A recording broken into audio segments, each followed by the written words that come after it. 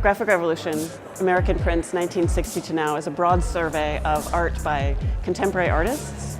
So I wanted to do the exhibition for a number of reasons. The very first one is just realizing how well the St. Louis Art Museum had collected in this period. They collected early, they collected well, and there are also a number of collections in the area, both institutional and private collections, who also collected this materials.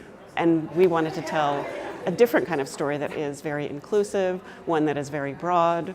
The exhibition is organized thematically, not chronologically, so there's always a kind of dialogue between generations. I think the revolution is multifaceted. It's about the subject matter, so there are political incidents that were on the top of everyone's mind in the 1960s here. There's also ideas of political identity and national identity and cultural identity that particularly came out in the 1990s.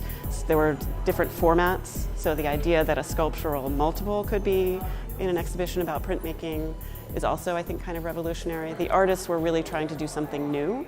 Part of the idea of putting the exhibition together was to reveal that a print isn't simply a flat object on the wall. There are woodcuts, lithographs, screen prints, etchings. There are a variety of artists' books. There are a number of really notable works in the exhibition, some by unknown artists. There's an artist, Rosalie Lavelle, who lived in St. Louis in the 1960s and produced what has become a signature image for the exhibition. We have Andy Warhol's soup cans, which I think will be recognizable to many people. There is an amazing work by an artist, Lorna Simpson, who is a photographer and a filmmaker who took photographs of wigs that were then printed as lithographs on felt.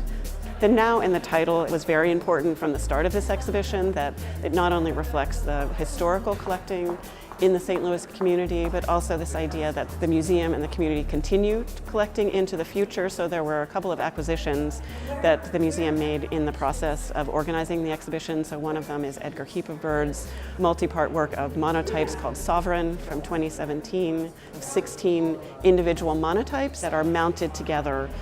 And so his title, the word sovereign, is referring to Native American sovereignty. So this idea that Native Americans are living with us, they are United States citizens, but they are also citizens of sovereign nations. There's a massive wall-sized work by Julie Mehretu, which she produced with a printer and publisher, Niels Borch Jensen, in Copenhagen. It's called Epigraph Damascus, and that refers to the ongoing Syrian civil war, which is not only destroying people's lives, but also the city of Damascus.